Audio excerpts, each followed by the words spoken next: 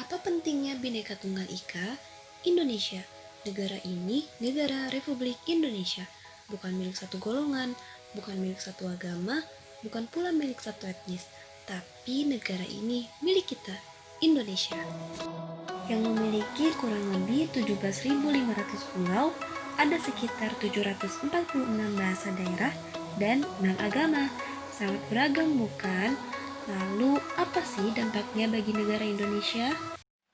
Boy, lu sipit. Gak nyangka gue lu kerudungan. Lu muslim. Lu orang jangan mentang-mentang orang pribumi ya, ngomong-ngomong begitu ya. Cuci mana pula kau? Orang Batak paling hebat. Iki piye toh mau Batak kerjanya ngomel mulu. Apa pula kau ini? Batak hebat. Horas.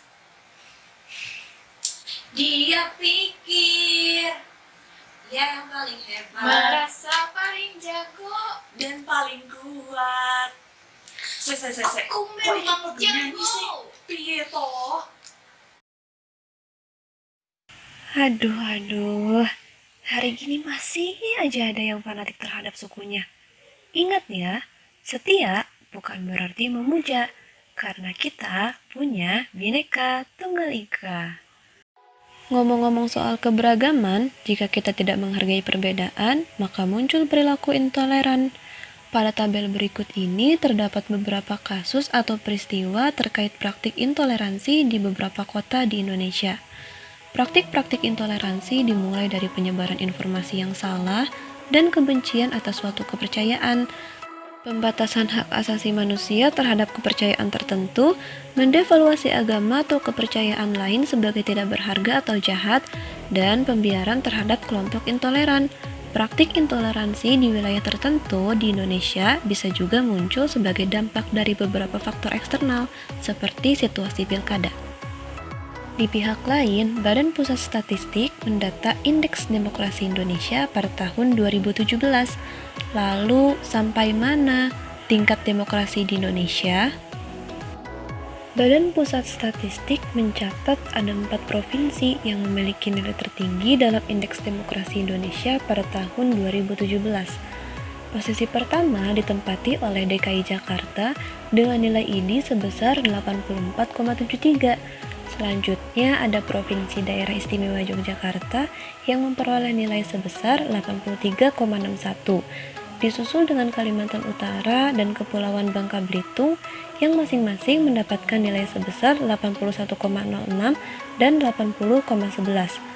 Sementara itu, angka ID di tingkat nasional pada tahun 2017 rata-rata berada di level 72,11 dalam skala 0 sampai dengan 100. Capaian tersebut menunjukkan peningkatan secara year on year karena ID di tingkat nasional pada tahun 2016 tercatat sekitar 70,09.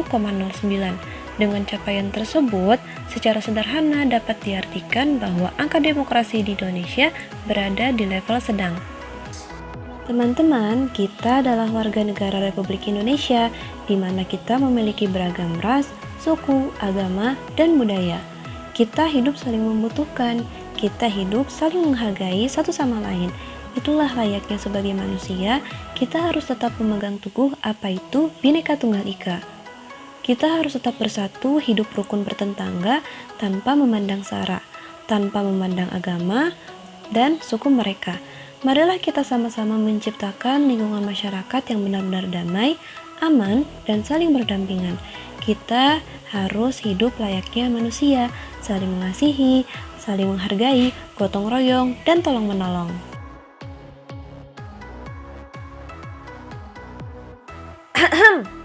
Nah, kalau gitu kan enak dilihat.